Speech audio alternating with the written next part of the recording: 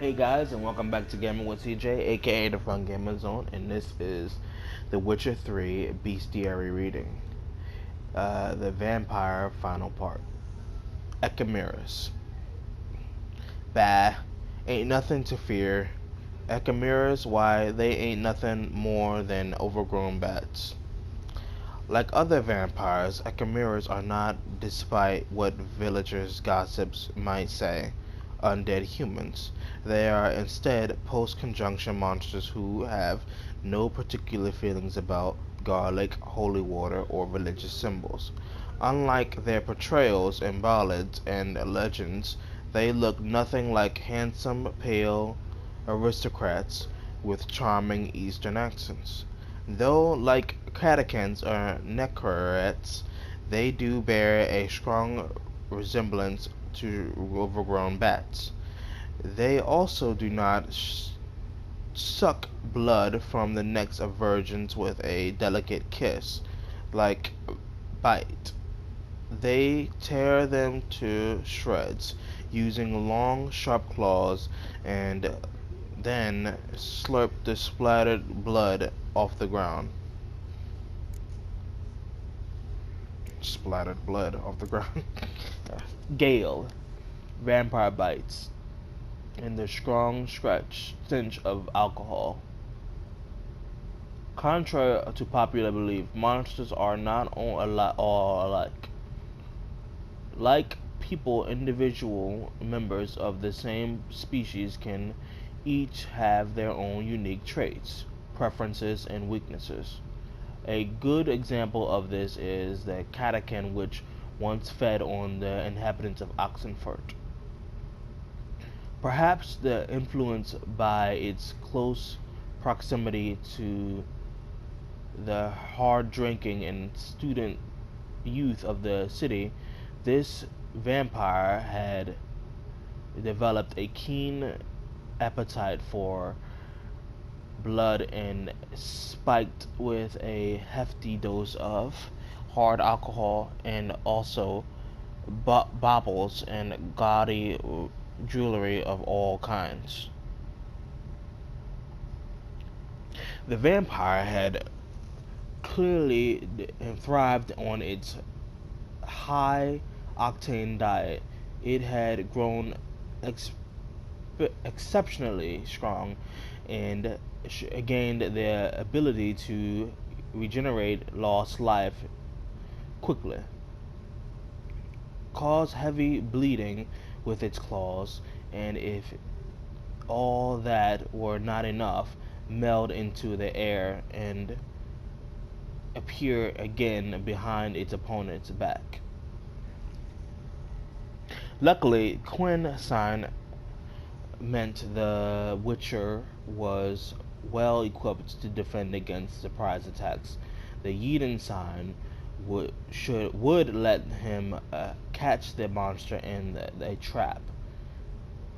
To bait the vampire, Geralt took note of its dietary preference and seasoned his blood to match the by loading up on cheap wine, and this made it. Sorry, let me reread that whole thing. I'm sorry. To bait the vampire, Geralt took note of his dietary preference and seasoned his blood with to match the by leading up. I can't. What the hell is wrong with me? I can't. I'm gonna get a bunch of dislikes on this video. Why am I reading like a third grader? Oh my god. There's only a little bit left. Okay, I'm sorry. To bait the vampire, Geralt took note of its dietary preference and seasoned his blood to match by loading up on cheap wine. This made it somewhat harder to aim his blows. True, but he still managed to defeat the beast. Then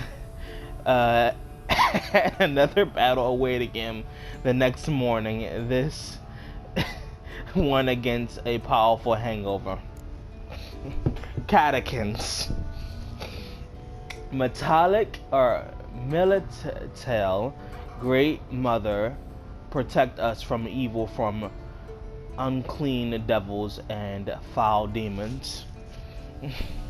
And the most of all, from the clutches of catechins and necrats. Catechins and their more dangerous kin necrats are the embodiments of human fear. They hide in the shadows. They feed on blood, and they resemble enormous bats. Though with long fangs and even longer talons, and as if that weren't enough or terrifying enough, they can turn invisible, waiting unseen while dread of their unpreventable attack overwhelms their victims. Alright, last but not least, because I hate vampires, so I guess this is the worst reading ever, but whatever. I'm like messing up all the shit. Sarasti. We dug out a chamber. There was a beast sleeping inside. We fell over and props to collapse the ceilings, but it must not have buried the monster. Raiders of Elven tombs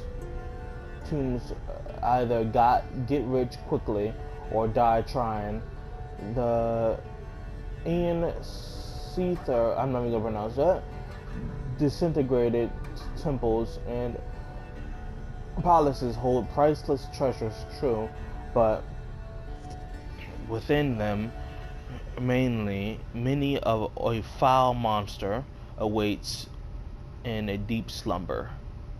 Such was the case in byways, where a few peasants, unaware of the dangers they faced, awoke an unusually dangerous chimera.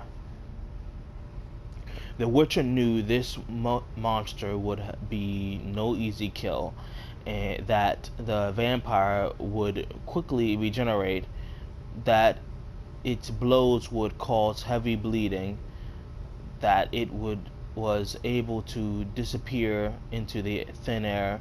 Yet he also knew he could overcome those advantages he needed to merely use Eden and Quinn and strike heavy blows, and avoid getting killed.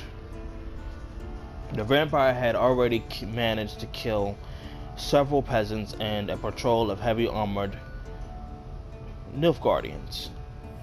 The list of victims would surely have grown and even longer had not Geralt of Rivia and the White Wolf happened to waltz into town. Okay, that is it. I hope you guys enjoyed all the readings, and sorry if I got a little lazy at the vampire reading. I'm tired. I read all of this, all these Beastiaries, so yeah, I'm a little bit tired, so excuse me for being lazy at the end. I hope you enjoyed, and yeah, I'll catch you guys later.